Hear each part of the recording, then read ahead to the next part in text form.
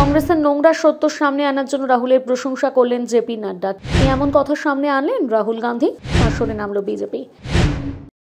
কেন্দ্রের শাসক দলকে লাগাতার নিশানা করেন তিনি, আক্রমণ করেন রাষ্ট্রীয় স্বয়ংসেবক সংঘকে। আর সেই আক্রমণ করতে গিয়ে লোকসভার বিরোধী দলনেতা রাহুল গান্ধী এমন মন্তব্য করলেন জানিয়ে তীব্র বিতর্ক শুরু হয়েছে। রাহুলকে তীব্র আক্রমণ করেছে বিজেপি।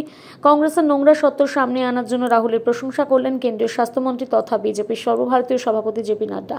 ভারতের স্বাধীনতা নিয়ে আরএসএস প্রধান মোহন ভাগবত বিতর্কিত মন্তব্যের জবাব দিতে গিয়ে নিজেই পাল্টা বিতর্কে জড়ালেন বিরোধী দলনেতা রাহুল গান্ধী। ভাগবতকে বিততে গিয়ে রাহুল বলেছিলেন, আমাদের এখানে বিজেপি, আরএসএস এবং ভারতের রাষ্ট্রশক্তির বিরুদ্ধে লড়তে হচ্ছে। রাহুলের এই রাষ্ট্রশক্তির শব্দটিকে হাতিয়ার করেছে বিজেপি। সেই মন্তব্য হাতিয়ার করে বিজেপি বলছে, অবশেষে রাহুল স্বীকার করে নিলেন যে তার লড়াই ভারতের বিরুদ্ধে। রাহুলের এই মন্তব্যে শোরগোল পড়ে যায়। লোকসভার বিরোধী দলনেতার মন্তব্যে তীব্র সমালোচনা করে বিজেপি। রাহুলকে আক্রমণ করে জেপি নাড্ডা এক্স হ্যান্ডেলে লেখেন, দেশবাসী জানেন যে তিনি রাষ্ট্রের বিরুদ্ধে লড়ছেন, তা স্পষ্ট করার জন্য আমি রাহুলকে সাধুবাদ জানাই।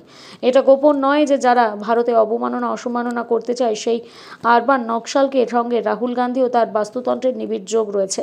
বারবার তার একই কাজ এই বিশ্বাসকে আরও জোরালো করেছে। তিনি যা করেছেন এবং বলেছেন সবই ভারতকে টুকরো করা এবং সমাজকে ভাগ করার দিকে নিয়ে যায়। এখানেই না থেমে নাড্ডা লেখেন, যে সব শক্তি ভারতকে দুর্বল হিসেবে দেখতে চায় তাদের উৎসাহিত করার ইতিহাস রয়েছে কংগ্রেসের। তাদের কাছে ক্ষমতার লোভ মানে দেশের অখণ্ডতার সঙ্গে সমঝোতা করা এবং মানুষের বিশ্বাসের সঙ্গে প্রতারণা করা। এরপর দেশবাসীর বিচক্ষণতায় আস্থা রেখে নাড্ডা বলেন, ভারতবাসী বিচক্ষণ, তারা সিদ্ধান্ত নিয়েছেন যে রাহুল গান্ধী ও তার বস্তা পচা মতাদর্শকে সবসময় হাজির করবে। রাহুলকে আক্রমণ করেছে কেন্দ্রীয় অর্থমন্ত্রী নির্মলা সীতারামন। তিনি বলেন, রাহুল গান্ধী যদি মনে করেন যে বিরোধী রাষ্ট্রের বিরুদ্ধে লড়ছে, তাহলে তিনি সংবিধানের কপি বয়ে বেড়ান কেন?